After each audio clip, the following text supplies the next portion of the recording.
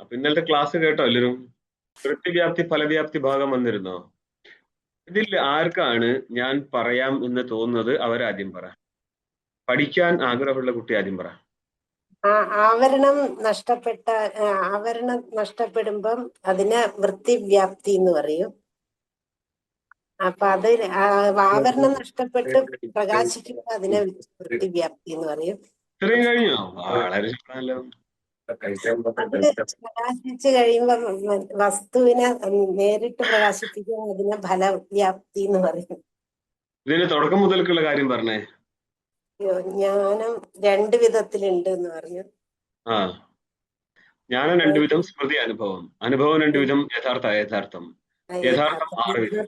6 വിധമാക്കി. പ്രത്യക്ഷത്തെ കുറിച്ച് പറഞ്ഞാൽ മതി. പ്രത്യക്ഷ ജ്ഞാനം നടക്കുന്ന സ്ഥലത്ത് പ്രത്യക്ഷത്തിന്റെ ഇത് കരണവും പ്രത്യക്ഷം തന്നെയാണ്.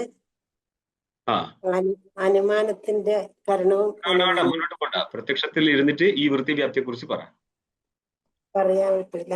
വൃത്തിവ്യാപ്തി വരണമെങ്കിൽ ആദ്യം ചില്ലറ കാര്യങ്ങൾ നടക്കണം, എങ്കിൽ മാത്രമേ വൃത്തിവ്യാപ്തിയിൽ എത്തിക്കാൻ പറ്റത്തുള്ളൂ. അന്ധകരണത്തിൽ നിന്ന് ചൈതന്യത്തിന്റെ പ്രതിഫലനം ഉണ്ടാവണം.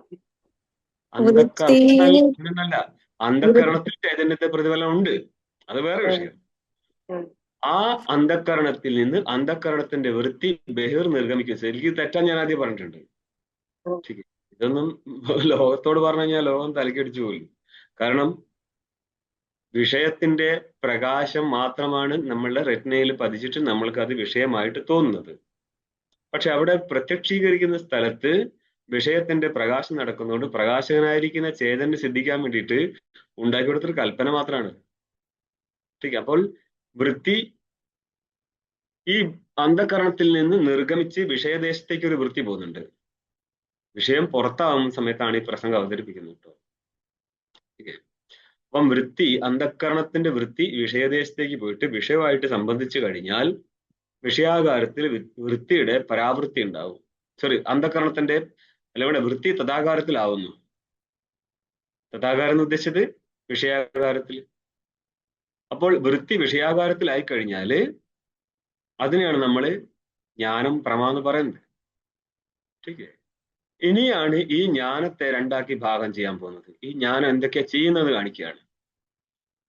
ജ്ഞാനത്തിന്റെ ഒരംശമായിരിക്കുന്ന വൃത്തി, ചേതനന്റെ സഹായം നേടിയിരിക്കുന്ന ആ വൃത്തി, ചേതന്റെ സഹായം ഉണ്ടല്ലോ, ചേതനം പ്രതിഫലിച്ച വൃത്തിയിലല്ലേ, അങ്ങനെ ഇരിക്കുന്ന വൃത്തി വിഷയത്തിന്റെ ആവരണത്തെ നശിപ്പിക്കും.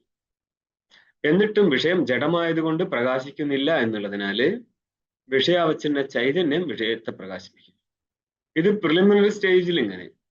ഇനി നിങ്ങൾക്ക് ഉപരാഗപക്ഷം, ആവരണ ഭംഗാർത്ഥ പക്ഷം, അഭേദ അഭിവ്യക്തിയർത്ഥ പക്ഷം എന്ന് 3 പക്ഷം വേറെയും വരാനുണ്ട്. എന്ന് പറഞ്ഞാല് ഇത് ഒരു സ്ഥലം തുടങ്ങി വെച്ചിട്ടുള്ള ഈ ഒരു പ്രസംഗം. ഇതിന്റെ എത്രയോ വേരിയേഷൻസും ബാക്കി കാര്യങ്ങളൊക്കെ നമ്മൾ ഇനി മുന്നോട്ട് ഈ പഠിക്കത്തേ ഉള്ളൂ. അതിന്റെ ബേസിക് ആണ് ഈ സാധനം, വൃത്തിവ്യാപ്തി ഫലവ്യാപ്തി. ഇതുപോലെ അറിയത്തില്ലെങ്കിൽ പിന്നെ അദ്വൈത വേദാന്തം പഠിക്കാൻ നിൽക്കരുത്. അപ്പോൾ ആ ചൈതന്യയുക്തനായിരിക്കുന്ന വൃത്തിക്ക് ഒരു ശക്തിയുണ്ട് വിഷയത്തിലെ ആവരണത്തെ ഭഞ്ചിപ്പിക്കാൻ, നഷ്ടപ്പെടുത്താൻ. ഇങ്ങനെ വിഷയനിഷ്ഠ ആവരണം നഷ്ടപ്പെട്ട ശേഷം, നഷ്ടപ്പെടുന്ന അതേ സമയത്ത് തന്നെയാണ് ആ വൃത്തിയിൽ പ്രതിഫലിച്ച ചൈതന്യം അവൻ വിഷയത്തെ പ്രകാശിപ്പിക്കും. ശരിക്ക് ആ വിഷയത്തിൽ പ്രതിഫലിച്ച ചൈതന്യവും വൃത്തിയിൽ പ്രതിഫലിച്ച ചൈതന്യവും, ഒരു വിഷയത്തെ കിട്ടിക്കഴിഞ്ഞാല് ഒരു ചാവി, ഇതൊരു വിഷയമാണ്, ഇത് ഇരിക്കുന്ന ഒരു ചൈതന്യത്തിലാണ് ഈ വസ്തു അധ്യസ്ഥമായത്. അപ്പോൾ പ്രമാദ എന്നുള്ള അന്ധകരണാവച്ഛന ചൈതന്യവും പ്രമ എന്നുള്ള വൃത്തിയാവച്ഛന ചൈതന്യവും ഈ വിഷയാവച്ഛന ചൈതന്യവും തമ്മിൽ ഏകത്വം പ്രാപിച്ചുകൊണ്ട് ഒന്നായിക്കൊണ്ട് ഈ വിഷയത്തെ പ്രകാശിപ്പിക്കും. ഇതിനെയാണ് നമ്മൾ ചുരുക്കി പറഞ്ഞത് വൃത്തിയോട് ചേർന്നിരുന്ന ചേതനൻ വിഷയത്തെ പ്രകാശിപ്പിക്കുന്നു എന്നുള്ളത്. അപ്പൊ ഒരു സ്റ്റെപ്പ് കൂടി കൂട്ടി അതില്. ചേതനൻ പ്രതിഫലിത ചൈതന്യം വിഷയത്തെ പ്രകാശിപ്പിക്കും. ആ പ്രകാശത്തെയാണ് എന്ത് പറയുന്നത്? ഫലവ്യാപ്തി. ഫലം എന്ന് പറയാൻ അർത്ഥം, ഫലവ്യാപ്തി എന്നുള്ള സ്ഥലത്ത് ഫലം എന്താ? വൃത്തിയിൽ പ്രതിഫലിച്ച ചൈതന്യമാണ് ഫലം. നിങ്ങൾ മന്ത്രം വായിച്ചു കഴിഞ്ഞോ? 17ാമത്തെ പേജിൽ 4ാമത്തെ മന്ത്രം. അനേജദേകം മനസോ ജവീയോ നേന ദേവ ആപ്നുവൻ പൂർവമർഷത്. തദ്ധാപതോന്യാന്യത്തേതി തിഷ്ഠത് തസ്മിന്നപൂമാദരിശ്വാദധാതി. ഇന്നലെ നമ്മൾ മന്ത്രം വായിച്ചു കഴിഞ്ഞതാണ്. ഏജ്ർ കമ്പനേ ഏജതി ഏജത് ഇതാണിത്. ടീക്കെ, ചലിക്കുന്ന എന്നർത്ഥം. അപ്പൊ ചലിക്കാത്ത വസ്തുവിന് എന്ത് പറയാം? ന ഏജതിഥി അനേജത്. ചലനം എന്ന് ഉദ്ദേശിച്ചത് ച്യുതി, നാശം, സ്വരൂപ നാശം എന്ന അർത്ഥത്തിലാണ്. അതായത് ഒരു വസ്തുവിന് ഏതെങ്കിലും ഒരു രീതിയിലുള്ള വിക്രിയ സംഭവിച്ചു കഴിഞ്ഞാൽ ആ വസ്തു സ്വരൂപത്തിൽ ഉറക്കത്തില്ല, സ്വരൂപം നഷ്ടപ്പെടുത്തുന്ന വസ്തുവാണ്. എന്തിന്? ഒരു ഘടത്തിനെ നമ്മൾ ആദ്യം ചൂടാക്കുന്ന സമയത്ത്, അതായത് മണ്ണാണല്ലോ മണ്ണിനല്ലേ ഘടാക്കി എടുത്തത്. അപ്പൊ മണ്ണിന്റെ നിറത്തിലിരിക്കുന്ന ആ ഘടം പിന്നെ ചൂട് തട്ടി ചുമന്ന് വരും. പിന്നെയും ചൂടാക്കുന്നതനുസരിച്ച് അത് കറുത്തു പോകും. അതുകൊണ്ടാണ് നമ്മൾ പലപ്പോഴും ഇപ്പം പുതിയ കറുത്ത ചട്ടിയും കലം കിട്ടാനുണ്ട് വേറെ കേട്ടോ. അതിന്റെ കാര്യമല്ല ഞാൻ പറയുന്നത്. നിങ്ങൾക്ക് ഇഷ്ടിക പോലും നോക്കിയാല് കാണാം, ഇത് കറുത്തിട്ടിരിക്കും, പിന്നെയും ചൂടാക്കിയാല് പിന്നെയും അത് ചുമന്ന് വരും. ഇങ്ങനെ രൂപപരാവൃത്തി സംഭവിക്കുന്നുണ്ട്. അന്നപ്പോൾ ഒരു ഘടത്തെ ആദ്യം നമ്മൾ ചൂടാക്കി അത് ചുമന്ന ഘടമായി, അതിനെ പിന്നെയും ചൂടാക്കിയപ്പോൾ കറുത്ത് വന്നു, പിന്നെയും അത് ചുമന്നു വന്നു. ഇങ്ങനെ രൂപങ്ങളുടെ മാറ്റം സംഭവിക്കുമ്പോൾ ഘടത്തിന് മാറ്റം സംഭവിച്ചിട്ടുണ്ടോ? ഇല്ല. അപയൻ ധർമ്മോ, ധർമ്മത്തിന്റെ ഉത്പത്തിയും നാശവും സംഭവിക്കുമ്പോൾ വികരോതിച്ച ധർമ്മിണം, ധർമ്മം എവിടെയാണ് ഇരിക്കുന്നത് അതിനെ പറയും ധർമ്മി. ധർമ്മിണം, ധർമ്മിയെ വികരോതി, വികാരപ്പെടുത്തും. അപ്പൊ ധർമ്മിക്ക് എന്തെങ്കിലും വികാരം സംഭവിച്ചു കഴിഞ്ഞാൽ ധർമ്മി സ്വരൂപത്തിൽ നിന്ന് ച്യുതി നേരിട്ടു എന്നർത്ഥം. അപ്പൊ അത് നിത്യസ്വരൂപനായിട്ട് ഇരിക്കാൻ പറ്റത്തുള്ളൂ. അതുകൊണ്ട് തന്നെ ഈശ്വരൻ നിത്യനാണോ അനിത്യനാണോ? അനിത്യനാണ്. ഈശ്വരൻ അനിത്യനാണ്. എന്തുകൊണ്ടാ ഈശ്വരൻ അനിത്യനാവാൻ കാരണം എന്താ? ഇപ്പൊ വലിയ ചർച്ച നടക്കുന്നുണ്ടല്ലോ. വി ഡി സതീശൻ പറഞ്ഞു, എന്താണ് ആദ്യമായിട്ട് ഭൂമി ഗോളമാണെന്ന് കണ്ടെത്തിയത് ഖുറാനിലാന്ന്. അതിന്റെ വലിയ ചർച്ച നടക്കുന്നുണ്ട്. ടീക്കെ, ഖുറാനിലാണോ അതുകൊണ്ട് ഭൂമിയെ ഉരുട്ടി കൊടുക്കപ്പെടും. തെറ്റാ? ആ സെന്റൻസ് തെറ്റാ. ഒന്ന് ആ സെന്റൻസ് കറക്റ്റ് ചെയ്തേ. ഭൂമിയെ ഉരുട്ടി കൊടുക്കപ്പെടും. ഇത് ഏത് സെന്റൻസ് ആണ്? ഇത് വോയിസ് ഏതാന്ന് പറ. ഇതാണ് കർത്തരി പ്രയോഗം. പിന്നെ കർമ്മണി പ്രയോഗം പറയാൻ പാടില്ല. ഭൂമിയെ ദ്വിതീയാന്തമാണ്. ഇത് കർത്തരി പ്രയോഗത്തിലെ പ്രയോഗമാണ്. കൊടുക്കപ്പെടും എന്നുള്ളത് കർമ്മണി പ്രയോഗത്തിൽ വരുന്നതാണത്. കർമ്മണി പ്രയോഗം അതിന്റെ ആവശ്യമില്ലല്ലോ. അല്ല, ഇത് കർത്തരിയും കർമ്മണിയും കൂടി ചേർത്തിട്ട് ഇല്ലാത്തൊരു പ്രയോഗമാണത്. അതായത് മാപ്രകൾക്ക് ഈ സാധനം അറിയത്തേയില്ല എന്താ അടിച്ചു വിടുന്നത്. അറിയില്ല. ഒരു രക്ഷ. ഒരു ഭാഷ എന്ന് പറഞ്ഞാല് മലയാള ഭാഷയെ കൊളാക്കി വെച്ചിരിക്കുകയാണ് ഇവര്. രണ്ടും കൂടി രണ്ട് ഭാഗത്തും ചേർത്തിട്ട്. അതേപോലെ ഉണ്ട്, എന്താണ് ഹിന്ദുത്വം എന്ന് എഴുതടാ. അപ്പൊ തന്നെ പറയും ചെയ്താന്നാ. പദമേ പ്രയോഗിക്കാൻ പാടുള്ളൂ. പദമല്ലെങ്കിൽ അതിന് പ്രയോഗമില്ല. ത്വം ചേർത്തിട്ട് നപുംസകലിംഗത്തിൽ അതിന് ഹിന്ദുത്വം, മനുഷ്യത്വം, മനുഷ്യത്വ എന്നല്ല പറയാ. അപ്പം ഘടത്തിന്റെ അഭാവത്തെ എന്ത് പറയും? ഘടാഭാവം എന്ന് പറയും. സകല ഘടാഭാവത്തെയോ ഘടത്വാവച്ചന പ്രതിയോഗിതാഭാവം എന്ന് പറയും. അപ്പൊ പ്രതിയോഗിത അവച്ഛേദക ഏതാന്ന് ചോദിച്ചു കഴിഞ്ഞാൽ അവൻ പറയും ഘടത്വാന്നേ പറയത്തുള്ളൂ, ഘടത്വം എന്ന് പറയത്തില്ലായിരുന്നു അവൻ. മനസ്സിലായോ? എന്തുകൊണ്ടാ ഇവിടെ സെന്റൻസ് വരുന്നത്? ഘടത്വാവച്ഛനാണ്. ശരിക്കും പ്രതിയോഗിത അവച്ഛേദക എന്ന് വെച്ച് കഴിഞ്ഞാൽ ഘടത്വം എന്ന് തന്നെ പറയണം. അപ്പോൾ ചിലര് മനസ്സിലാക്കുന്നത് ഒരു പ്രത്യേക രീതിയിലാണ്. ശരിക്കും അത് മഗ്ഗപ്പിടിയും. അവർക്ക് അറിയത്തില്ല ഇത് എങ്ങോട്ടാ കൊണ്ടുപോകണ്ടെന്നുള്ളത്. തുമ്പച്ച ഹോവക്കണം. അതേപോലെയാണ് ഈ ഹിന്ദുത്വ. വലിയ ചർച്ചയാണ്, പൊരിഞ്ഞ ചർച്ചയാണ്. പദം പോലും മര്യാദയ്ക്ക് എഴുതാൻ അറിയത്തില്ല. അവരാണ് വാക്യം എടുത്തിട്ട് ചർച്ച ചെയ്യാൻ പോകുന്നത്. അങ്ങനെ ഈശ്വരൻ അല്ലേ, ഈശ്വരന്റെ സ്വരൂപം നഷ്ടപ്പെട്ടു പോകും. എങ്ങനെ? ഈശ്വരന്റെ ഉപാധിയായിരിക്കുന്നേ മായ നഷ്ടപ്പെട്ടു പോയി കഴിഞ്ഞാൽ മായാഭിഷ്ടനായിരിക്കുന്ന ചൈതന്യം പിന്നെ ഇരിക്കത്തില്ല. പിന്നെ ആരേ ഉണ്ടാവത്തുള്ളൂ? ശുദ്ധ ചൈതന്യം ഇരിക്കത്തുള്ളൂ. എന്നാൽ വേറെ രീതിയിൽ പറഞ്ഞാൽ, അതായത് ഈ ഈശ്വരൻ തന്നെയല്ലേ നിങ്ങളുടെ സാക്ഷി. സാക്ഷി രണ്ട് രീതിയിൽ സംസാരിക്കും. സാക്ഷി നിത്യനാണെന്നും സാക്ഷി അനിത്യനാണെന്നുള്ള പ്രസംഗമുണ്ട്. നിങ്ങൾ അദ്വൈതസിദ്ധിയെ കാണുന്ന സമയത്ത് രണ്ട് പ്രസംഗവും കയറി വരും. സാക്ഷി നിത്യനാണെന്ന് പറയാൻ കാരണം സാക്ഷിയുടെ ഉപാധി ഇരിക്കുമ്പോൾ പോലും സാക്ഷിക്ക് ഉപാധിയായിട്ട് ബന്ധമില്ലാത്തവനാണ്. ഇത് മനസ്സിലാവുന്നുണ്ടോ? ഇത് പെട്ടെന്ന് മനസ്സിലാവും തുടക്കക്കാർക്ക്. കുറച്ചധികം പഠിച്ചു കഴിഞ്ഞാൽ പിന്നെ മനസ്സിലാവില്ല. പിന്നെ മനസ്സിലാവണമെങ്കിൽ അതിലും അധികം പഠിക്കണം. അതെല്ലാ ചില കാര്യത്തിൽ അങ്ങനെയാണ്. അത് നമ്മൾ മനസ്സിലാക്കല്ല, നമ്മൾ അന്നൊരു ഒപ്പിങ് എടുക്കുന്നതാണ് സാധനം. അതല്ല, നന്നായിട്ട് മനസ്സിലാക്കുന്നത് ടൈം ഏറും. അതെന്തുകൊണ്ട് ഇങ്ങനെ പറയുന്നു പറഞ്ഞാല് ഈ സ്ഥലത്ത് ഭയങ്കര കൺഫ്യൂഷൻ ഉണ്ടാവും. എത്രയോ പേര് നിന്ന് വിരകുന്ന ഒരു ഏരിയ ആണ് ഇത്, സുഷുപ്തി സ്ഥലം.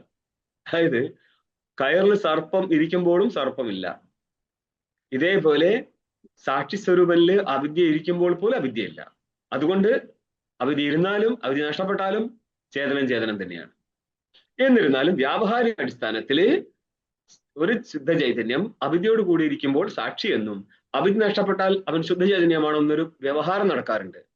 അവിടെ അവിദ്യ നഷ്ടപ്പെടുമ്പോൾ ഉപഹിതം നഷ്ടപ്പെട്ടു പോകും എന്ന് പറയുന്നെന്ന് മാത്രം. വ്യത്യാസം മനസ്സിലായോ? അനേച്ചത്, ഇവിടെ ഒരു രീതിയിലും ചലനമില്ലാത്തവൻ എന്ന് പറയുന്നത് കൊണ്ട് നിത്യശുദ്ധ ബുദ്ധമുക്ത സ്വരൂപനായിരിക്കുന്ന പരമാത്മാവിനെടുത്താണ് ഈ പറയുന്നത്. അതായത് നമുക്ക് ചേതനനെയും പല രീതിയിൽ വിഭാഗം നടത്താലോ. നിത്യശുദ്ധ ബുദ്ധമുക്തനായിരിക്കുന്ന കേവല പരമാത്മാ, അവൻ അവിദ്യയോടുകൂടി ഇരുന്ന് കഴിഞ്ഞാല് ഈശ്വരൻ അതേ നിത്യശുദ്ധ ബുദ്ധമുക്ത സ്വഭാവനിൽ നിന്ന് അഭിന്നനായിരിക്കുന്ന ഈശ്വരനിൽ നിന്ന് അഭിന്നനായിട്ട് ആര് വരും? ഹിരണ്യഗർഭൻ വരും. അതായത് എങ്ങനെ? രൂപമില്ലാതെ ഗുണമില്ലാത്തവനാണ് ആര്? നിത്യശുദ്ധൻ. ശരിക്കേ? അതിനൊരു ഫോമും ഇല്ല, ഒരു ആട്രിബ്യൂഷനും ഇല്ല, ഗുണമില്ല, രൂപമില്ല. പിന്നെയുള്ളത് അടുത്ത സ്റ്റെപ്പാണ്, ഗുണം ഇരിക്കും പക്ഷെ രൂപം ഉണ്ടാവത്തില്ല. ഫോംലെസ് വിത്ത് ആട്രിബ്യൂഷൻ, വിത്ത് ആട്രിബ്യൂട്ട്സ്. ശരിക്കേ? ഏതെങ്കിലുമൊക്കെ ഗുണങ്ങൾ കയറി ഇരിക്കട്ടെ, പക്ഷെ ഇവിടെ ഏതാണ് ഗുണം? മായ എന്നുള്ള ഗുണം. പിന്നെ ആരാ വരുന്നത്? സൂക്ഷ്മ ശരീര അഭിമാനി ആയിക്കൊണ്ട് ഹിരണ്യഗർഭൻ വരും. അതിനുശേഷമോ സ്ഥൂല ശരീര അഭിമാനി ആയിക്കൊണ്ട് വിരാട് വരും. ഇവിടെ എല്ലാ സ്ഥലത്തും തന്നെ അനുശ്വതനായിട്ട് ചേതൻ ഇരിക്കും. അവിടെ നിന്ന് അടുത്ത സ്റ്റെപ്പിലാണ്, വിരാടിൽ നിന്നാണ് ദേവതാ സൃഷ്ടിയും ജീവസൃഷ്ടിയും വരുന്നത്. അപ്പം ജീവൻ സൃഷ്ടിക്കപ്പെട്ട വസ്തുവാണോ? അല്ല.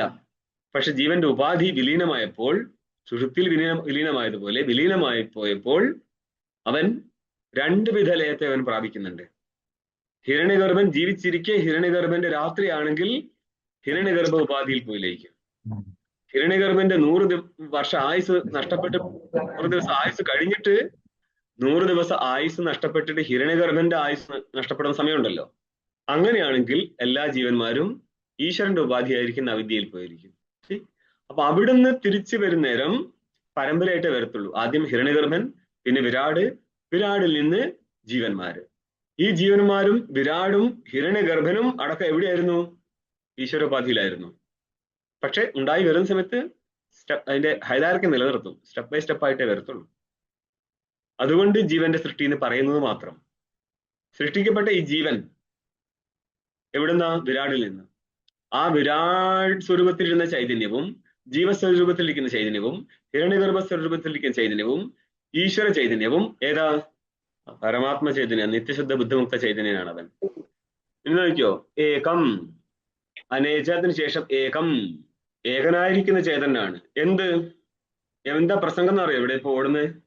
ജ്ഞാനികളുടെ ജ്ഞാനത്തിന്റെ വിഷയം ഏതാണെന്നാണ് ചോദ്യം.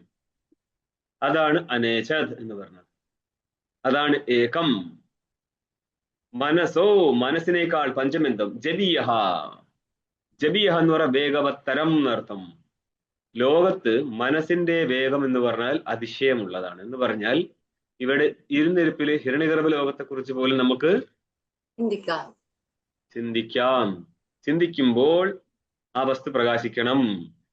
അങ്ങനെയാണെങ്കിൽ ആ ദൂരം വരെ മനസ്സ് ഗമിച്ചു എന്ന് നമ്മൾ കൽപ്പിക്കുകയാണ്. അല്ലാണ്ട് മനസ്സിന് അങ്ങനത്തെ ഒരു ഗമനമൊന്നുമില്ല. രണ്ടു വിധത്തിലുണ്ട്. സങ്കല്പിക്കുന്ന സമയത്തുള്ള ഗമനം വേറെ, മരിച്ചു കഴിഞ്ഞാൽ ലിംഗശരീരത്തിന്റെ ഗമനത്തോടു കൂടി മനസ്സിന്റെ ഗമനം വേറെ. അതല്ല ഇവിടെ പറയുന്നത്. അങ്ങനെ ഇരിക്കുന്ന മനസ്സിനേക്കാൾ ജഡി എന്ന് പറയാൻ കാരണം എന്താ? മനസ്സിപ്പോൾ പറയാണ് സ്വർഗലോകം എന്ന് പറയുമ്പോൾ ഏതെങ്കിലും ഒരു ഐഡിയ ഉണ്ടാവില്ല.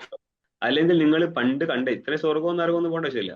മനസ്സോ ജഡിയോ, അതായത് നമ്മൾ ഒരു പണ്ട് പോയൊരിടം, ശരി, കിലോമീറ്ററുകളോ അല്ലെങ്കിൽ ദിവസങ്ങളോ താണ്ടി എത്തേണ്ട സ്ഥലം, അവിടത്തെ കുറിച്ച് നിങ്ങൾ സങ്കല്പിക്കുമ്പോഴേക്കും നിങ്ങൾക്ക് ആ വസ്തുവിനെ കുറിച്ചുള്ള ഭാവന വിരിയൂലേ, ഇന്ന സ്ഥലമായിരുന്നു എന്നുള്ളത്. ആ രീതിയിൽ മനസ്സിന്റെ ഗമനം. അല്ലാതെ ഇവിടെ മനസ്സിന്റെ ഗമനം വാസ്തവം ഗമനത്തെ ഉദ്ദേശിച്ചിട്ടല്ല പറയുന്നത്. അങ്ങനെ ഇരിക്കുമ്പോൾ മനസ്സിന് വിഷയത്തെ ഗ്രഹിക്കണമെങ്കിൽ രണ്ട് വിധ പ്രകാശം വേണം, അല്ലേ? അതായത് മനസ്സിലൂടെ ഗ്രഹിക്കുമ്പോഴും മനസ്സ് കണ്ണുകൊണ്ട് കാണുന്ന രീതിയിലാണ് ആ വസ്തുവിനെ ഗ്രഹിച്ചെടുക്കുന്നത്. മനസ്സ് ചെവിട് കൊണ്ട് കേൾക്കുന്ന രീതിയിലാണ് ആ ശബ്ദത്തെ ഗ്രഹിക്കുന്നത്. അവിടെയൊക്കെ നമ്മുടെ മനസ്സ് ആ ദൂരം ഗമിച്ചിട്ട് വസ്തുവിന്റെ ഗ്രഹണം നടത്തുന്ന സമയത്ത് വസ്തുവിനെ പ്രകാശിപ്പിക്കാനുള്ള ചേതനൻ അവിടെ ഇല്ലായിരുന്നു എങ്കിൽ ഈ മനസ്സിന് ആ വസ്തു പ്രകാശിക്കത്തില്ലായിരുന്നു.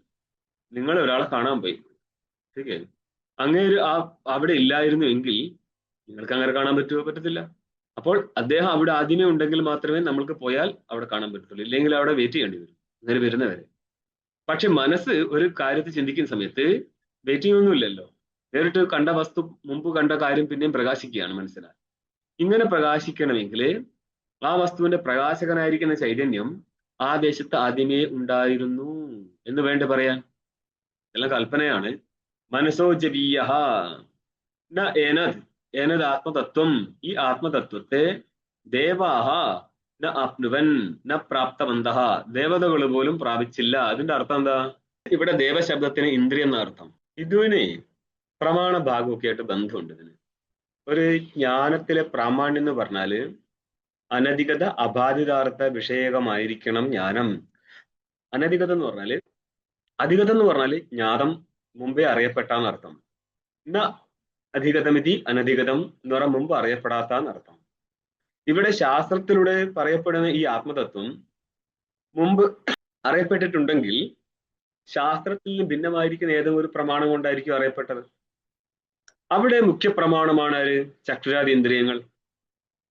അതുകൊണ്ട് ചക്ഷുരാദി ഇന്ദ്രിയങ്ങളാൽ ഗ്രഹിക്കപ്പെട്ടിട്ടില്ല എന്നുള്ളത് കൊണ്ട് എന്തായി? വസ്തു അജ്ഞാതമായി. വസ്തു അജ്ഞാതമായതുകൊണ്ട് ആ അജ്ഞാത വസ്തുവിനെ പറയുന്ന വാക്യം പ്രമാണമാവും. ആ വാക്യത്തിൽ ജനിക്കുന്ന ജ്ഞാനം ജ്ഞാനത്തിൽ പ്രാമാണ്യം നിലനിൽക്കും. ഒരു ഘട്ടത്തിൽ മനസ്സിലാക്കി കഴിഞ്ഞാൽ വളരെ സിമ്പിളാണ്. പക്ഷെ ഇങ്ങനെ പല പല ഏരിയയിൽ ബന്ധപ്പെട്ട് കിടക്കുന്നുണ്ട്. പ്രാമാണ്യ സൈഡായിട്ട് ബന്ധമുണ്ട്. ഏനത് ആത്മതത്വം ദേവാഹ ഇന്ദ്രിയാണി ന ആപ്നുവൻ പ്രാപിച്ചിട്ടില്ല. എന്തുകൊണ്ടാ? പൂർവമർഷത് ഇന്ദ്രിയങ്ങളെക്കാൾ മുമ്പേ ഗമിച്ചവനാണിത്. ഇന്ദ്രിയങ്ങൾ വിഷയത്തെ പ്രകാശിപ്പിക്കാൻ വേണ്ടി പോകുമ്പോൾ വിഷയപ്രകാശകനായിട്ട് ആത്മതത്വം പണ്ടേ അവിടെയുണ്ട്. അതുകൊണ്ട് ഇന്ദ്രിയങ്ങളെക്കാൾ മുന്നേ ഗമിച്ചത് കൊണ്ട് ഇന്ദ്രിയങ്ങൾക്ക് അവനെ ഗ്രഹിക്കാൻ പറ്റത്തില്ല. നമ്മൾ ഒരു 8 മണിയുടെ ട്രെയിൻ പിടിക്കാൻ പോയി, കുറച്ച് ലേറ്റായി. 8:10 വേറെ ട്രെയിൻ ഉണ്ടായിരുന്നു, അതിൽ കയറി. ഓക്കെ, അങ്ങനെ പോകുന്നതിൻ്റെ ഇടയിൽ ആദ്യത്തെ ട്രെയിൻ അടുത്ത സ്റ്റേഷനിൽ ഹോൾട്ട് ഉണ്ട്, അത് 5 മിനിറ്റ് പിടിച്ചിടുകയും ചെയ്യും. അങ്ങനെയാണെങ്കിൽ ചിലപ്പോൾ നമ്മൾക്ക് അടുത്ത സ്റ്റേഷനിൽ ആ ട്രെയിൻ കിട്ടാം, അല്ലേ? ഓക്കെ, നമ്മൾ കയറിയ ട്രെയിന് ആദ്യത്തെ ട്രെയിനേക്കാൾ മെല്ലെ പോകത്തുള്ളൂ. അങ്ങനെയാണെങ്കിൽ 8:10 കയറി നിങ്ങൾ 8 മണിക്ക് കയറിയ ട്രെയിനിന് ഏത് സ്റ്റേഷനിൽ വെച്ച് പിടിക്കും? ഒരിക്കലും പിടിക്കലുണ്ടാവില്ല. ഇതേപോലെയാണ് മനസ്സ് ഗമിക്കുന്നു വിഷയത്തെ ഗ്രഹിക്കാൻ. അതിനേക്കാൾ വേഗതയോടുകൂടി ഇരിക്കുന്ന ആത്മാവിനെ മനസ്സിനാൽ പ്രാപിക്കാൻ പറ്റത്തില്ല എന്ന് പറഞ്ഞാൽ അറിയാൻ പറ്റത്തില്ല. ഇതൊക്കെ ഒരു സിംബോളിക്കായിട്ട് പറഞ്ഞതേ ഉള്ളൂ കേട്ടോ. കാര്യം മനസ്സിലാവുന്നുണ്ടോ? സർവഗതൻ എങ്ങോട്ട് പോകാനാ? മനസ്സ് മധ്യമ പരിമാണത്തോടു കൂടിയതായതുകൊണ്ട് 2 വിധത്തിലെ ഗമനം സംഭവിക്കാം. ശരീരത്തിൽ ഇരുന്നു കൊണ്ട് സങ്കല്പാത്മകമായിരിക്കുന്ന ഗമനവും, മരിച്ചു കഴിഞ്ഞാൽ ലിംഗ ശരീരത്തോടു കൂടിയുള്ള ഗമനവും. ഇവിടെ ഇപ്പോൾ ഒറ്റ ഒന്നേ എടുക്കുന്നുള്ളൂ. ഇനി എന്താ? തദ്ധാവതോ അന്യാൻ അത്യേതി തിഷ്ടത്. തത്തിഷ്ടത്, അത് ഒരിടത്ത് നിന്നുകൊണ്ട് തന്നെ ധാവതോ അന്യാൻ അത്യേതി, ഗമിക്കുന്ന ഇന്ദ്രിയങ്ങളെയും മറികടന്നോടുന്നവനാണ്. അതീത്യ ഏതി ഗച്ഛതി എന്നർത്ഥം. അതിനെയും മറികടന്നോടുന്നവനാണ്. കാരണം എന്താ? ഇത് തന്നെ സെയിം സംഭവം. ഇന്ദ്രിയങ്ങളാൽ വസ്തു പ്രകാശിക്കണമെങ്കിൽ ആദ്യം തന്നെ ചേതനൻ അവിടെ എത്തിയിരിക്കണം. അതുകൊണ്ടാണ് ഇന്ദ്രിയങ്ങളെ കവച്ചു വെച്ച് ഓടുന്നവനാണ് എന്ന് പറഞ്ഞത്. അതും എങ്ങനെ? ഒരിടത്തിരുന്നു കൊണ്ട്. അതെന്തുകൊണ്ടാ? സർവ്വവ്യാപകനായതിനാല്. സർവ്വവ്യാപകനായി ഇരുന്നു കൊണ്ട് ഇന്ദ്രിയങ്ങൾ വിഷയപ്രകാശത്തിനായിട്ട് ഓടുന്ന നേരം എന്ന് പറഞ്ഞാൽ വെളിയിലേക്ക് ഗമിക്കുന്ന സമയത്ത് ആ വിഷയത്തെയും പ്രകാശിപ്പിക്കാൻ ഇന്ദ്രിയങ്ങൾക്ക് മുമ്പേ തന്നെ ചേതനൻ അവിടെ ഉണ്ടായിരുന്നു എന്നുള്ളത് കൊണ്ടാണ് അവൻ നിന്ന നിപ്പിൽ ഓടുന്ന വസ്തുക്കളെ അതിക്രമിച്ചോടുന്നവനാണെന്ന് പറഞ്ഞത്. തസ്മിൻ സതി എന്ന് മനസ്സിലായിക്കൊള്ളുക. ഈ ആത്മതത്വം ഇരിക്കുന്നത് കൊണ്ടാണ് ആപഹ, ആപശബ്ദം കർമ്മത്തെ പറയാൻ വേണ്ടി വന്നതാണിത്. ഓക്കെ. മാതരിശ്വ, മാതരി, മാതർ എന്നുള്ള ശബ്ദം ഇവിടെ പ്രയോഗിച്ചിരിക്കുന്നത് എന്തില? ആകാശം എന്നുള്ള അർത്ഥത്തിലാണ്. ഇങ്ങനെ പല വേറെയും പ്രയോഗം നടന്നിട്ടുണ്ട് എന്ന് ഇവർ പറയുന്നുണ്ട്. ടീക്ക് അത് നിങ്ങളുടെ 20ാമത്തെ പേജിലേക്ക് എത്തിക്കഴിഞ്ഞാൽ ടിപ്പണിയിലൊക്കെ പറയും. അതായത് മാതർ, മാതൃ യോനോ, പരിഗീതോ എന്നൊക്കെ പറയുന്ന സ്ഥലത്ത് മാതർ അന്തരീക്ഷം, നീയന്തി അസ്മിൻ ഭൂതാനി, മാതരത്തിന് അന്തരീക്ഷം നടത്തുന്നുണ്ട്. ആ അന്തരീക്ഷമായിരിക്കുന്ന ഗർഭത്തിലാണ് ഭൂതങ്ങൾക്ക് ജന്മം കൊടുക്കുന്നത് എന്നുള്ളത് കൊണ്ട് ആകാശത്ത് നമുക്ക് മാതർ, മാത എന്ന് പറയാം. അപ്പം അതിന്റെ മാതർ ശബ്ദത്തിന്റെ സപ്തംബന്ധമായി മാതരി എന്ന് പറഞ്ഞ ആകാശത്തിൽ. ശ്വയതി ഗച്ഛതീതി മാതരിശ്വ, ആകാശത്തിൽ കറങ്ങി നടക്കുന്ന ആരാ? വായു. അപ്പൊ മാതരിശ്വ എന്ന് പറഞ്ഞാൽ വായു. ഇവിടെ വായുവിനർത്ഥം സമഷ്ടി വായു ആയിരിക്കുന്ന സർവപ്രാണാത്മകനായിരിക്കുന്ന ഹിരണ്യഗർഭൻ എന്നർത്ഥം. ഹിരണ്യഗർഭനാണ് വിരാടും വിരാടിൽ നിന്ന് വരുന്ന ദേവതകളുടെ എല്ലാം കർമ്മങ്ങളെ വിഭാഗം ചെയ്തു കൊടുക്കുന്നത്. ദദാതി, കിം ദദാതി? ആപോ ദദാതി. തസ്മിൻ, സോറി, അപോ ദദാതി, അപഹന. കാരണം ആപഹ അപഹ എന്ന് വരും, ദ്വിതീയാന്തമാണ്, ദ്വിതീയ ബഹുവചനമാണ്. തസ്മിൻ അപോ, നഗാരത്തിന് ശേഷം അകാരം വന്നതുകൊണ്ട് 2 നഗാരായി മാറുന്നത്. തസ്മിൻ, നമോ റസ്വാദിജി ഗമുൻ നിത്യം എന്നുള്ള സൂത്രം കൊണ്ട് ngമുട്ട് വന്നിട്ട് അതിന് നഗാരെ കാണത്തുള്ളൂ. ഇവിടെ തസ്മിൻ പദച്ഛേദം നടത്തിയ തസ്മിൻ അപോ എന്ന് വരും. തസ്മിൻ എന്നുള്ള തസ്മിൻ സതി, സതിസത്വം പ്രയോഗമാണത്. ആ ചേതനായിരിക്കുന്ന ബ്രഹ്മവസ്തു ഇരിക്കുന്നത് കൊണ്ടാണ് മാതരിശ്വ എന്നുള്ള ഹിരണ്യഗർഭൻ അപഹ എന്ന് പറഞ്ഞാല് കർമ്മത്തെ ദദാതി എന്ന് പറഞ്ഞ വിഭാഗം ചെയ്തു കൊടുക്കുന്നു. ആർക്ക്? അഗ്നിയാദി ദേവതകൾക്കും ജീവന്മാർക്കും എല്ലാം തന്നെ അവരവരുടെ കർമ്മത്തെയും കർമ്മത്തിന്റെ ഫലത്തിനെയും ഫലത്തിനു വേണ്ടിയുള്ള കാരണങ്ങളെ എല്ലാം വിഭാഗം ചെയ്തു കൊടുക്കുന്നത് ആരായിരിക്കും? പരമാത്മാവാണ്. പക്ഷെ ഇവിടെ പറഞ്ഞ മാതരിശ്വ എന്നാണല്ലോ. ആ ശരിയാണ്, മാതരിശ്വമാണ് ഇവിടെ കൊടുക്കുന്നത്. പക്ഷെ അത് എപ്പോഴേ നടക്കത്തുള്ളൂ? അവനിരിക്കുമ്പോഴേ ഉള്ളൂ. എന്ന് പറഞ്ഞാല് നിത്യശുദ്ധനായിരിക്കുന്ന പരമാത്മാ ഇരിക്കുന്നത് കൊണ്ടാണ് ഹിരണ്യഗർഭൻ പോലും സ്വന്തം കർത്തവ്യം നിറവേറ്റുന്നത്. തസ്യ ഭിയ വാദപ്പവതി എന്നൊക്കെ നിങ്ങൾക്ക് വേറെ മന്ത്രം കാണാം. ടീക്ക് ഭീ ഭയേ, അവന്റെ ഭയം കൊണ്ടാണ് സൂര്യൻ ഉദിക്കുന്നത് എന്നൊക്കെ പറയും. അവന്റെ ഭയം കൊണ്ടല്ലേ നമ്മളിപ്പോ ജീവിക്കുന്നേ. ഓ, ഞങ്ങൾക്ക് അങ്ങനത്തെ ഭയമൊന്നുമില്ല. ഇന്ദ്രിയങ്ങളാൽ ഗ്രഹിക്കാൻ പറ്റില്ല എന്ന് പറയുന്നത് ഇന്ദ്രിയങ്ങളെക്കാൾ മുൻപ് ചേതൻ അവിടെ ഉണ്ട് എന്നതുകൊണ്ടാണ്. പിന്നെയും ഉണ്ട്. ഇവിടെ അത്രേ ആവശ്യമുള്ളൂ. അതേപോലെ അസംസ്കൃത എന്ന് പറയുന്ന സംസ്കാരം ചെയ്യപ്പെടാത്ത അന്ധകരണത്താൽ ബ്രഹ്മബോധം ഉണ്ടാവത്തില്ല എന്നുള്ളത് കൊണ്ടും ഇന്ദ്രിയഗ്രാഹ്യമല്ലെന്ന് പറയും. പറയത്തില്ലേ? ഇന്നലെ നമ്മൾ ഒരു സൈഡേ പറഞ്ഞിട്ടുള്ളൂ. ഏത്? വൃത്തിവ്യാപ്തി ഫലവ്യാപ്തി ഉപയോഗിച്ചിട്ട് ഫലവ്യാപ്തി ഇല്ല എന്നുള്ളത് കൊണ്ട് ബ്രഹ്മ വിഷയമാവത്തില്ല എന്ന് പറഞ്ഞു. ചില സ്ഥലത്ത് പറയും അസംസ്കൃത അന്ധകരണമായതുകൊണ്ട് ബ്രഹ്മത്തെ മനസ്സിലാക്കാൻ പറ്റത്തില്ല എന്നുള്ളതിനാൽ ബ്രഹ്മ ഇന്ദ്രിയഗമ്യമല്ല എന്ന് പറയും. 2. മൂന്നാമത്തത്, നിങ്ങൾ ഘടത്തെ കാണുമ്പോൾ ഘടാകാര വൃത്തിയും പ്രകാശിപ്പിച്ചും കൊണ്ടാണ് ആരിയിരിക്കുന്നത്? സാക്ഷി ചൈതന്യം. അതേ സാക്ഷി ചൈതന്യം തന്നെ നമ്മൾക്ക് ബ്രഹ്മാകാര വൃത്തി ഉണ്ടായാലും പ്രകാശിപ്പിച്ചുകൊണ്ടിരിക്കും. എന്ന് പറയാം, ബ്രഹ്മാകാര വൃത്തിയാൽ, ഘടാകാര വൃത്തിയാൽ ഘടം പ്രകാശിക്കുന്നത് പോലെ ബ്രഹ്മാകാര വൃത്തിയാൽ ബ്രഹ്മം പ്രകാശിക്കത്തില്ല. പിന്നെയോ സാക്ഷി ആ വൃത്തിയും പ്രകാശിപ്പിക്കും. അത് ഞാൻ പിന്നെ പറഞ്ഞുതരാം. എന്ന് പറഞ്ഞാൽ നിങ്ങൾക്ക് ഓവർലോഡായി പോകരുത്. ഇത് സ്റ്റെപ്പ് ബൈ സ്റ്റെപ്പായിട്ട് ഇങ്ങനെ മുന്നോട്ടും പിറകോട്ടും പോകുന്നതാണ്. വേണേ കേട്ടോ. ഒരു ഘട്ടം, ടീക്ക്, ആ ഘട്ടത്തെ വൃത്തിജ്ഞാനത്താൽ പ്രകാശിപ്പിക്കാം. അപ്പം ഘട്ടം ഘടാകാര വൃത്തി, ആ വൃത്തി ഉള്ളതാണ് പ്രമാതാവ്. ആ പ്രമാതാവിന്റെയും പിറകില് സാക്ഷി. അപ്പൊ സാക്ഷി പ്രമാതാവുമായിട്ട് എന്നൊരു അന്ധകരണത്തിൽ അനുസ്യൂതനായിട്ടിരിക്കുമ്പോൾ അവൻ സാക്ഷി തന്നെയാണ് അന്ധകരണ അനുസ്യൂതനായിട്ട് പ്രമാതാവായിട്ട് വരുന്നത്. 2 ഐഡന്റിറ്റി ഇല്ല ഇവിടെ, അസ്തിത്വം 2 ഇല്ല, ഒന്നേ ഉള്ളൂ. എന്നിട്ട് എന്ത് ചെയ്തു? ഘടാകാര വൃത്തി ഉണ്ടാക്കി. അപ്പൊ ഈ ഘടാകാര വൃത്തിയാല് ഘടം പ്രകാശിച്ചിട്ടുണ്ട്. ടീക്കേ, ഈ ഘടാകാര വൃത്തിയാൽ ഘടം പ്രകാശിപ്പിക്കപ്പെടുമ്പോഴും സാക്ഷി ഘടത്തെയും ഘടാകാര ജ്ഞാനത്തെയും ഘടാകാര വൃത്തിയെയും, വൃത്തി എന്നുള്ള ജ്ഞാനം, ആ ജ്ഞാനമുള്ള പ്രമാതാവിനെയും ഒരേപോലെ പ്രകാശിപ്പിച്ചു കളയും സാക്ഷി. സാക്ഷിക്ക് 3 വിഷയമായി മാറും. പ്രമാതാവിന് 1 വിഷയമായിട്ടുള്ളൂ. ആര്? ഘടം മാത്രം. അവൻ എന്തുണ്ടായിരുന്നു? ഘടജ്ഞാനം ഉണ്ടായിരുന്നു.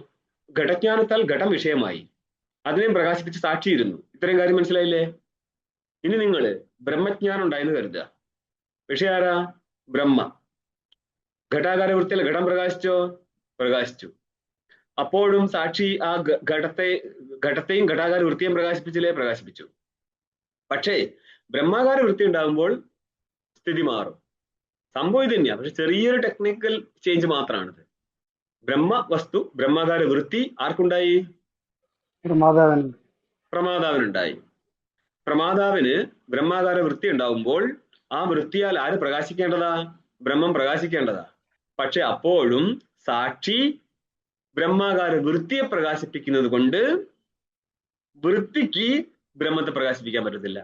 അതെന്തുകൊണ്ടാണ് നിങ്ങൾ അങ്ങനെ പറയുന്നത്? നേരത്തെ ഘടാകാര വൃത്തി ഘടത്തെ പ്രകാശിപ്പിക്കാൻ പറ്റുമെങ്കിൽ ബ്രഹ്മാകാര വൃത്തിക്ക് ബ്രഹ്മത്തെ പ്രകാശിപ്പിക്കാൻ പറ്റത്തില്ലേ? ഇവിടെയാണ് പ്രശ്നം വരും കേട്ടോ. എന്താ പ്രശ്നം എന്ന് പറഞ്ഞാല് സാക്ഷി ചൈതന്യവും ബ്രഹ്മാകാര വൃത്തിയുടെ വിഷയവും ഒന്നാ. ആ സാക്ഷി ചൈതന്യം വൃത്തിയെ പ്രകാശിപ്പിക്കുന്നത് കൊണ്ട് വൃത്തി വിഷയമായ സ്ഥിതിക്ക് ഇനി വൃത്തി കർത്താവായിട്ട് ബ്രഹ്മം വിഷയമായി മാറൂല. ഒരു ക്രിയക്ക് ഒരാൾ തന്നെ കർത്താവും കർമ്മവുമായി മാറത്തില്ല. ഓക്കെ, രണ്ടായിരുന്നു അല്ലേ? ആദ്യത്തെ മതിയായിരുന്നു. ഇനി നിങ്ങൾ ഭാഷ്യം കണ്ടോ? അനേജത് അർത്ഥം പറയാണ്. ന ഏജത് ഏജിർ കമ്പനി എല്ലാം എടുത്ത് പറഞ്ഞു. ഏജ് ധാതുവിന്റെ അർത്ഥം പറയാട്ടോ. ഏജിർ ധാതുവിന്റെ അർത്ഥമാണ് കമ്പനം, ചലനം എന്നർത്ഥം. അതിൽ നിന്നുണ്ടായിരിക്കുന്ന രൂപമാണ് ഏജത്. ഓക്കെ, ഏജത് എന്ന് പറയുന്ന അർത്ഥം ചലിക്കുന്ന എന്നർത്ഥം. ന ഏജത് എന്നുള്ളതോ അനേജ് എന്നർത്ഥം കിട്ടും, എന്ന് പറഞ്ഞാൽ ചലിക്കാത്ത എന്നർത്ഥം. കമ്പനം എന്നുള്ളതിനെ വിശദീകരിക്കുകയാണ്. ഏജ് ഒരു കമ്പനി എന്ന് അർത്ഥം പറഞ്ഞല്ലോ. കമ്പനം ചലനം സ്വാവസ്ഥ പ്രച്യുതിസ്. കമ്പനം എന്ന് ഉദ്ദേശിച്ചത് ചലനമാണ്. അതിന് സ്വന്തം അവസ്ഥയിൽ നിന്നുള്ള പ്രച്യുതി എന്ന് പറയാൻ നാശം എന്നർത്ഥം. സ്വരൂപ പ്രച്യുതി എന്നാണ് ഉദ്ദേശിച്ചത്. തദ് വർജിതം, ചലനവർജിതം എന്നർത്ഥം. സ്വരൂപത്തിൽ നിന്ന് ഒരു മാറ്റവുമില്ലാത്ത വസ്തു എന്ന് പറഞ്ഞാൽ സർവദ ഏകരൂപം ഇത്യർത്ഥ. സർവദ ഏകരൂപം, എല്ലായ്പ്പോഴും ഒറ്റ രൂപത്തിലായിരിക്കുന്നത്. ഏത് രൂപമായിരിക്കും? എല്ലായ്പ്പോഴും ഒറ്റ രൂപം. ഏത് രൂപ? നിത്യശുദ്ധ ബുദ്ധമുക്ത സ്വരൂപം. അത് തന്നെ, നിത്യശുദ്ധ ബുദ്ധമുക്ത സ്വരൂപനായിട്ടേ ഇരിക്കത്തുള്ളൂ. നോക്ക്. അവിക്രിയം ഏകം ചെയ്ത ആത്മതത്വം കഥം തർഹി കേചന സ്വർഗകാമിനഃ കേചന നരകകാമിനഃ ഇതി സാംസാരിക വ്യവസ്ഥ സ്യാത്. അവിക്രിയം ഏകം ചെയ്ത ആത്മതത്വം, ആത്മതത്വം അവിക്രിയവും ഏകവുമാണെങ്കിൽ ഒറ്റയൊന്നേ ഉള്ളൂ, അവനാണെങ്കിൽ ക്രിയയുമില്ല. അങ്ങനെയാണെങ്കിൽ പ്രശ്നം പരിവട്ടം തുടങ്ങും. അതെന്താ? കഥം എപ്രകാരമാണ്? തർഹി അങ്ങനെയാണെങ്കിൽ കേചന സ്വർഗകാമിനഃ, ചിലര് സ്വർഗകാമികളും കേചന നരകകാമിനഃ, ചിലര് നരകകാമികളാവുന്നത് എങ്ങനെയാ? ചില ആത്മാക്കൾ സ്വർഗത്തിലേക്കും ചില ആത്മാക്കൾ നരകത്തിലേക്കും എങ്ങനെ പോകാൻ പറ്റും? കാരണം അവിക്രിയന് ഗമനമില്ല. പിന്നെ ഭിന്നമായിരിക്കുന്ന നരകങ്ങളിലേക്ക് പോകാൻ അനവധി ആത്മാക്കൾ ഇല്ലല്ലോ, ഒറ്റ ആത്മാവല്ലേ ഉള്ളൂ. നിങ്ങളുടെ സിദ്ധാന്തത്തിൽ ജീവേശ്വര ഭേദമില്ലല്ലോ, ഏകനായിരിക്കുന്ന പരമാത്മാവല്ലേ. അവിടെ എങ്ങനെയാണ് ഒരാൾക്ക് നരകത്തിലേക്ക് ഒരാൾക്ക് സ്വർഗത്തിലേക്കും പോകാൻ പറ്റുക? ഈ വ്യവസ്ഥ എങ്ങനെ സിദ്ധിക്കാൻ പറ്റും? ഇത് ചെയ്ത് എന്നാണെങ്കിൽ നിങ്ങൾ ഇതിന്റെ 5-ാം നമ്പർ ടിപ്പണി കാണും. ഇവിടം വരെ എത്തിയോ? ഇല്ല അല്ലേ? അപ്പൊ ഭാഷ കണ്ടിട്ട് വരാം. ടീക്ക നോക്ക്. ഇത് ചെയ്ത് ഇവിടം വരെ ചോദ്യം. അപ്പം പറയാണ് മന ഉപാധി നിബന്ധന ഇത്യഭിപ്രേത്യ. ആഹാ, മനസ്സ് എന്നുള്ള ഉപാധി മൂലകാരണമായിട്ടാണ് ചില ആത്മാക്കൾ സ്വർഗത്തിലേക്കും ചില ആത്മാക്കൾ നരകത്തിലേക്കും പോകുന്നത് എന്ന് കരുതിയിട്ട് ഇതിന്റെ അർത്ഥം ഇതല്ല. എന്തല്ല? ആത്മാക്കൾ നരകത്തിലേക്കും സ്വർഗത്തിലേക്കും പോകുന്നുണ്ടെന്നല്ല. ഒന്ന്. രണ്ടാമത്തത്, ഉപാധി വരുന്നത് കൊണ്ട് ആത്മാവ് അനേകമാകും എന്നൊരു ധ്വനിയില്ലേ ഇവിടെ? ചിലർ സ്വർഗത്തിലും ചിലർ നരകത്തിലും പോകുന്നു പറയുമ്പോൾ ഉപാധിയോട് കൂടെ ഇരിക്കുമ്പോൾ ആത്മാവ് എത്രയുണ്ട്? ആത്മാവ് ഒന്ന്. അല്ല, ഉപാധി രഹിതനായിട്ട് അനുപഹിതനായിരിക്കുന്ന ആത്മാ കേവലൻ ഏകം. ഒന്ന്. ഉപാധി സഹിതനായിരിക്കുന്ന ആത്മാവോ? അനേകം. അനേകാത്മാവുണ്ടോ എന്നപ്പോ? ഇല്ല. പിന്നെ എങ്ങനെ നിങ്ങൾ പറഞ്ഞത് അനേകം? സ്വാമിജി, പക്ഷെ ഉപാധിയോട് കൂടി ഇരിക്കുമ്പം അനേകം ഉള്ളത് പോലെ. അത്രേ ഉള്ളൂ, പോലെ. ठीक है. ഉപാധി വരുന്നത് കൊണ്ട് ചേതന അനേകാവുന്നില്ല. ഉപാധി പോലും കൽപ്പിതമാണ്.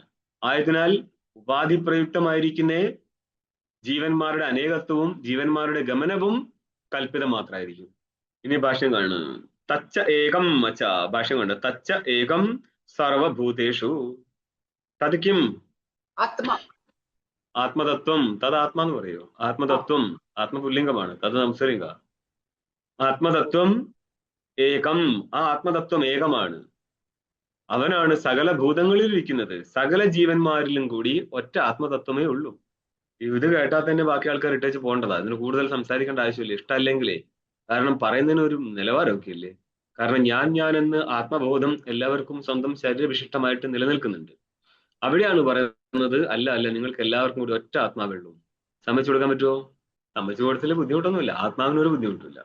നിങ്ങൾ ഇതിന്റെ 5-ാം നമ്പർ ടിപ്പണി കാണും. തച്ച ഏകം സർവഭൂതേഷു ഇതി ഏകോ ദേവ സർവഭൂതേഷു ഗൂഢഃ സർവവ്യാപി സർവഭൂതാന്തരാത്മാ കർമാധ്യക്ഷ സർവഭൂതാദിവാസ സാക്ഷി ചേത കേവലോ നിർഗുണശ്ച.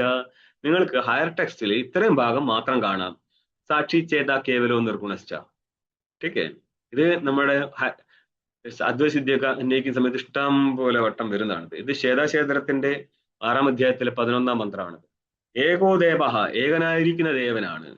സർവഭൂതേഷു, സകല ജീവന്മാരിലുമായിട്ട് ഗൂഢാത്മാ രണ്ടും പറയാം. ടീക്കെ, പുരുഷോദരാദി യഥോപദിഷ്ടം എന്ന് പറയുന്നത്. ഗൂഢോത്മാന പ്രകാശത്തെ, ഗൂഢനായിരിക്കുന്ന വെളിപ്പെടാത്ത രീതിയിൽ സ്വരൂപത്തെ വെളിപ്പെടുത്താത്ത അവൻ ഇരിക്കുകയാണ്. സർവവ്യാപി, സകല സ്ഥലത്തും വ്യാപിച്ചിരിക്കുന്ന ഏകനാണ്. സർവഭൂത അന്തരാത്മാ, സകല ഭൂതങ്ങളുടെയും അന്തരാത്മാ എന്ന് ഉദ്ദേശാര പ്രത്യേകാത്മാ എന്ന് പറയാം ബിംബസ്വരൂപൻ. കർമ്മത്തിന്റെ അധ്യക്ഷനാണ്, കർമ്മത്തിന്റെ സാക്ഷിയാണ് ഇവൻ. സർവഭൂതങ്ങളിലും അധിവസിക്കുന്നതാണ്, സർവഭൂതാധിവാസ. ബാക്കി ഭാഗമാണ് സാക്ഷി ചേത കേവലോ നിർഗുണശ്ച. നോക്ക്, സാക്ഷി എന്ന് പറഞ്ഞ പിന്നെ അവസാനം പറഞ്ഞ എന്താ?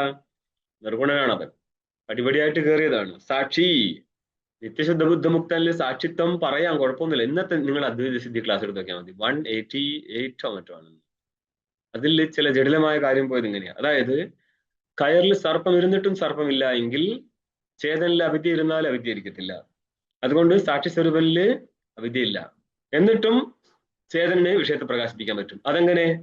ആ വിദ്യ ഇരിക്കുന്നതുകൊണ്ട്. എന്നാ പിന്നെ അവിദ്യ ഇരിക്കുന്നത് കൊണ്ട് നിങ്ങൾ വിശിഷ്ടനായിരിക്കാൻ സാക്ഷിന്ന് മാനിച്ചാൽ പോരെ? അത് മാനിക്കൂല.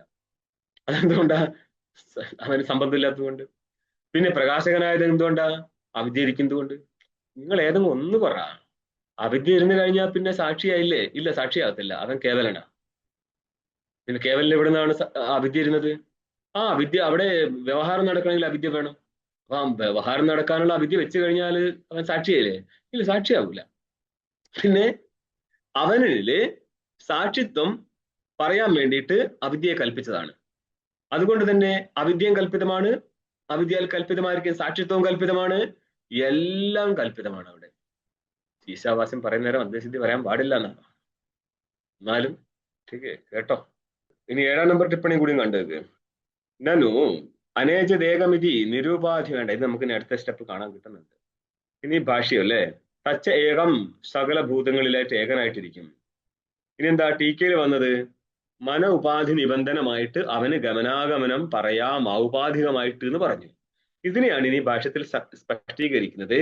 മനസഹ സങ്കല്പാദി ലക്ഷണാദി ജവീയോ ജവവത്തരം. മനസഹ ജവവത്തരം എന്നാണ് അന്വയിക്കേണ്ടത്. മനസ്സിനേക്കാൾ വേഗതയുള്ളവനാണ് ആത്മാ. അതിൻ്റെ ഇടയിൽ മനസ്സ് എന്നുള്ള വസ്തു എന്താണെന്നാണ് പറയുന്നത് ഭാഷ്യകാരൻ. സങ്കല്പ വികല്പാദി ലക്ഷണസ്യ, ലക്ഷണം എന്ന് പറഞ്ഞ സ്വരൂപം.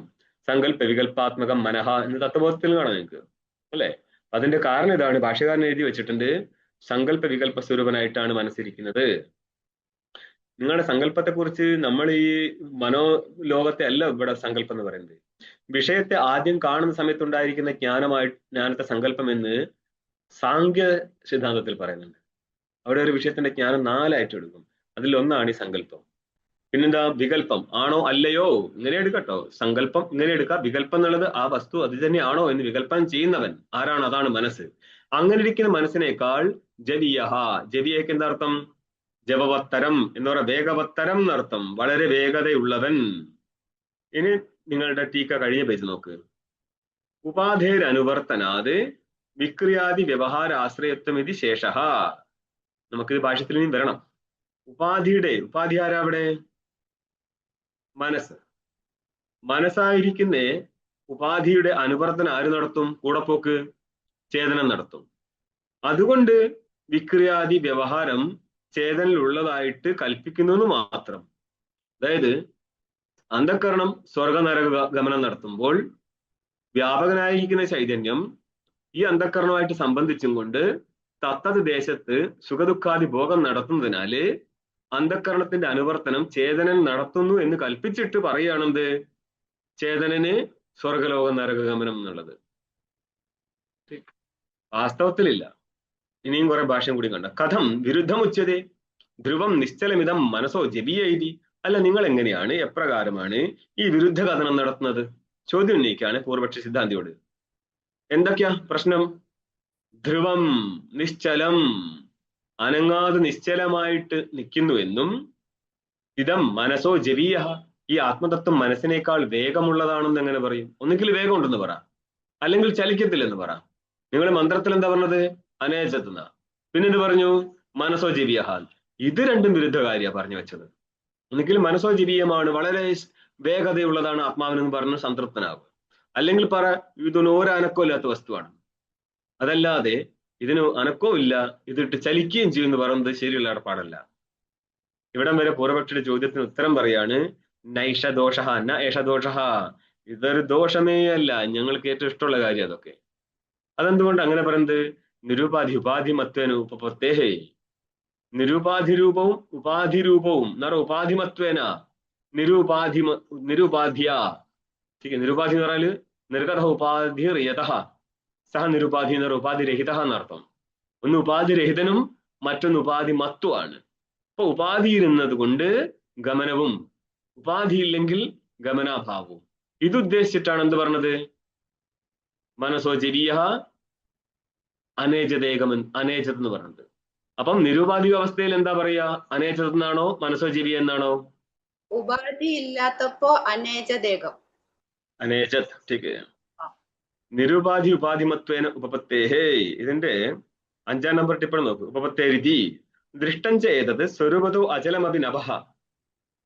സ്വരൂപത്തിൽ ചലനമില്ലാത്ത ആകാശം ഗച്ഛത് ഘടാദി സംബന്ധേന, ചലിക്കുന്ന ഘടത്തിന്റെ സംബന്ധത്താൽ ഗച്ഛതീവ ഭാതി. ഒരു ഘടം എടുത്ത് വേറെ ഒരു സ്ഥലത്ത് നിന്ന് മറ്റൊരു സ്ഥലത്തേക്ക് മാറ്റുന്ന നേരം അതിനുള്ളിലത്തെ ആകാശം കൊണ്ട് പോകും, ഘടത്തോട് കൂടെ പോകും. അപ്പൊ ആകാശം പോയതായിട്ട് തോന്നാം, പക്ഷെ പോയതാരാ? ഘടം മാത്രമാണ്. ഇതേപോലെ അന്ധഃകരണം സ്വർഗ നരക ഗമനം നടത്തുന്ന നേരം വ്യാപക ചൈതന്യത്തിന് ആ അന്ധഃകരണമായിട്ട് സംബന്ധം ഉള്ളത് കൊണ്ട് എന്ത് തോന്നും? കൂടെ പോയതായിട്ട് തോന്നും. നിരുപാധി ഉപാധിമത്വേന ഉപപത്തേ. ഇനി വിശദീകരിക്കുകയാണ്. തത്ര നിരുപാധികേന സ്വേന രൂപേണ ഉച്ചതേ അനേജത് ഏകമിതി. തത്ര തയോർ ദ്വയോർ മധ്യേ എന്ന് പറഞ്ഞാല് നിരുപാധി സ്വരൂപത്തിലും സ്വാഭാധി സ്വരൂപത്തിലും കൂടി നോക്കിക്കഴിഞ്ഞാൽ നിരുപാധിക രൂപം എങ്ങനെ ഉണ്ടാവും എന്ന് ചോദിച്ചു കഴിഞ്ഞാൽ പറയാണ്, നിരുപാധികേന സേന രൂപേണ ഉച്ചതേ. എങ്ങനെ? അനേജത് ഏകം. ഏകവുമാണ്, അതിന് ചലനമില്ല. രണ്ടും എടുത്തോട്ടോ. ചലനവുമില്ല, ഏകവുമാണ്. സ്വാഭാവികനായാലും എന്ത് മാറും? ഗമനം ഉണ്ടാവും, അനേകമായി മാറും. മാറത്തില്ല, മാറുന്നത് പോലെ. ഇനി വിശദീകരിക്കാം. മനസ്സോ അന്ധഃകരണസ്യ സങ്കല്പ വികല്പ ലക്ഷണസ്യ ഉപാധേന അനുവർത്തനാത്. ആദ്യത്തെ വിശദീകരിക്കുകയാണ് എങ്ങനെയാണ് ഗമനം നടക്കുന്നത് എന്നുള്ളത്. മനസ്സഹ, മനസ്സിന്റെ അർത്ഥം എന്താ? സങ്കല്പ വികല്പാത്മക മനഃ. അതിന്റെ വേറെ പേരെന്താ? അന്ധഃകരണം. ഇപ്പം കിട്ടിയ അന്ധഃകരണം എന്താണ്? ഭാഷ്യത്തിൽ 1-ാമത്തെ ഭാഷ്യത്തിന്റെ ഈ 18-ാമത്തെ പേജിൽ ഭാഷകാരൻ എഴുതി വെച്ചിട്ടുണ്ട് മനസ്സെന്ന് പറഞ്ഞ അന്ധഃകരണം. അങ്ങനെ ഇരിക്കുന്നേ അന്ധഃകരണസ്യ സങ്കല്പ വികല്പ ലക്ഷണസ്യ, സങ്കല്പ വികല്പ സ്വരൂപനായിരിക്കുന്ന അന്ധഃകരണം എന്നുള്ള മനസ്സിന്റെ, അത് ഉപാധിയല്ലേ? ഉപാധിയുടെ അനുവർത്തനാ കൂടപ്പോക്കുള്ളത് കൊണ്ട്. ഇതിന്റെ 7-ാം നമ്പർ ടിപ്പണിയാണ്.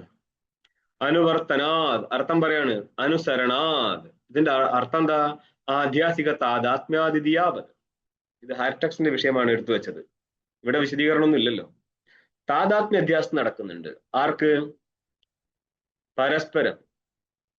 ഏതൊക്കെ പരസ്പരം? അന്ധഃകരണവും ചേതനവും തമ്മിൽ പരസ്പരം താദാത്മ്യ അധ്യാസം നടക്കുന്നത് കൊണ്ടാണ് അന്ധഃകരണത്തിന്റെ വൃത്തികൾ ചേതനിലേക്ക് പകർന്നുകൊണ്ട് ഞാൻ സുഖി ദുഃഖി എന്നുള്ള ബോധം ചേതനുണ്ടാവുന്നത്. വാസ്തവത്തിൽ അത് അന്ധക്കരണത്തിൻ്റെതാണ്. അന്നപ്പോൾ എന്ത് പറ്റി? അന്ധക്കരണം എങ്ങോട്ട് പോയാലും ചേതനന്റെ താതാത്മ്യ വ്യത്യാസം ഉണ്ടാവും. ഇതിന് കാരണം എന്താ? ആവൃതനായിരിക്കുന്ന ചൈതന്യത്തിൽ അധ്യസ്ഥമാണ് ഇവിടെ കാണുന്ന എല്ലാ വസ്തുക്കളും. ഇവിടെയുള്ള എല്ലാ വസ്തുക്കളും ആവൃതമായിരിക്കുന്ന ചൈതന്യത്തിൽ അധ്യസ്ഥമായതുകൊണ്ട് ചൈതന്യവും അധ്യസ്ഥ വസ്തുക്കളും തമ്മിലൊരു സംബന്ധം വേണം. അതെന്താ? അതാണ് താതാത്മ്യം. ഇവ ചൈതന്യത്തിൽ ഭിന്നമാണോ എന്ന് വെച്ച് കഴിഞ്ഞാൽ അല്ല. അഭിന്നമാണോ എന്ന് വെച്ച് കഴിഞ്ഞാൽ അതും അല്ല. പിന്നെ എങ്ങനെ ഇരിക്കും? അനിർവചനീയമായിട്ടിരിക്കും. ഈ അനിർവചനീയമായ ഇരിപ്പിന്റെ സംബന്ധം എന്താ? താതാത്മ്യം. ഈ വസ്തുക്കൾ അനിർവചനീയമാണ്, വസ്തുക്കളുടെ ഇരിപ്പ് അനിർവചനീയമാണ്. ഇതെന്താ നിർവചനം എന്ന് പറയുന്നത്? നിങ്ങൾക്ക് നിർവചിച്ച് തീർക്കാൻ പറ്റത്തില്ല. അതുകൊണ്ടാണ് ആധ്യാസികമായിരിക്കുന്ന ഒരു സംബന്ധമാണ് ഇതെന്ന് പറയുന്നത്. ठीके എന്ന് പറഞ്ഞാൽ താതാത്മ്യമാണ് സംബന്ധം. ഇവിടെ മതഭേദമുണ്ട്. ചിലര് ഭേദ സഹിഷ്ണു അഭേദത്തെയാണ് താതാത്മ്യം എന്ന് പറയാ. ഭേദ സഹിഷ്ണു, ഭേദവും അഭേദവും കൂടി ഇരിക്കുമ്പോഴാണ് താതാത്മ്യം എന്ന് പറയാ. ഇവിടെ നിങ്ങളുടെ പൂർവമീമാംസ സിദ്ധാന്തത്തിലൊക്കെ ഇങ്ങനെയാ വരിക. ഭേദ സഹിഷ്ണു അഭേദം ഉണ്ടാകും. ക്വചിത് ഭേദം ക്വചിത് അഭേദം. എന്നാൽ വസ്തുക്കൾ ബ്രഹ്മത്തിൽ ഭിന്നമാണോ എന്ന് വെച്ച് കഴിഞ്ഞാൽ അല്ല, അഭിന്നമാണോ എന്ന് വെച്ച് കഴിഞ്ഞാൽ അതുമല്ല. പിന്നെയോ വസ്തുക്കൾ അനിർവചനീയമാണ്. വസ്തുക്കൾ എങ്ങനെ അധിഷ്ഠാനത്തിലിരിക്കും? അവിടെ അധ്യസ്ഥമായത് കൊണ്ടിരുന്നോളും. അധ്യസ്ഥമായ വസ്തുക്കൾക്ക് അധിഷ്ഠാനമായിട്ട് എന്താ സംബന്ധം? താതാത്മ്യം. എന്ത് താതാത്മ്യം? ആധ്യാസിക താതാത്മ്യം എന്ന് പറഞ്ഞാൽ അധിഷ്ഠാനത്തിൽ നിന്ന് അവ ഭിന്നമല്ല, അധിഷ്ഠാന സ്വരൂപമാണോ അതുമല്ല. ഈ രീതിയിലും, അതായത് സാഖ്യ പൂർവമീമാംസ സിദ്ധാന്തത്തിനനുസരിച്ചും വേദാന്തി ചില സമയത്ത് പറയാറുണ്ട് വസ്തുക്കൾ ഭിന്നവും അല്ല അഭിന്നവും അല്ല എന്നുള്ളത് കൊണ്ട് വസ്തുക്കൾക്ക് അധിഷ്ഠാനമായിട്ട് താതാത്മ്യം നിലനിൽക്കുന്നു എന്ന്. അവിടെയും താതാത്മ്യം എന്നുള്ളത് ആധ്യാസിക താതാത്മ്യം മനസ്സിലായിക്കൊള്ളുക. വൃത്തിയുടെ വിഷയവും സാക്ഷിയുടെ ഇതും ഒന്ന് തന്നെ ആയിക്കഴിഞ്ഞാൽ എന്തുകൊണ്ട് പ്രകാശിക്കപ്പെടില്ല? അപ്പൊ സാക്ഷി എന്നത് തന്നെയാണ് ബ്രഹ്മസ്വരൂപമെങ്കിൽ, അല്ല, ബ്രഹ്മാകാര വൃത്തി ഉണ്ടായി പ്രമാതാവിന്. ഈ വൃത്തി ഏതിന്റെയാണോ അത് തന്നെയാണ് സാക്ഷിയുടെ സ്വരൂപമാണെങ്കിൽ എന്താണ് വൃത്തിയുടെ വിഷയം ഏതാണ്? അത് തന്നെയാണ് സാക്ഷിയുടെ സ്വരൂപം. അവൻ പ്രകാശകനായിട്ട്, അവൻ ആ ജ്ഞാനത്തിന്റെ കർത്താവാണ്, സാക്ഷിജ്ഞാനത്തിന്റെ കർത്താവാണ് അവൻ. അവൻ സാക്ഷിജ്ഞാനത്തിന്റെ വിഷയമാവത്തില്ല. ഒരു ക്രിയയുടെ കർത്താവും കർമ്മവും ഒരാളായി മാറൂല. കർമ്മകർത്ത വിരോധാതെന്ന് പറയും. ഇനി അവനെ കർമ്മമാക്കി മാറ്റിക്കഴിഞ്ഞാൽ കർത്താവില്ലാതെ പോകും. അപ്പൊ കർത്താവ് വന്ന കർമ്മം വേണ്ടേ? ഇല്ല. കർമ്മം എല്ലാ സ്ഥലത്തും ഉണ്ടാവത്തില്ല. കർമ്മമില്ലാത്ത സെന്റൻസിൽ എന്ത് പറയും? കർമ്മമില്ലാത്ത ധാതുവിന് എന്ത് പറയും? അകർമ്മക ധാതു എന്ന് പറയും.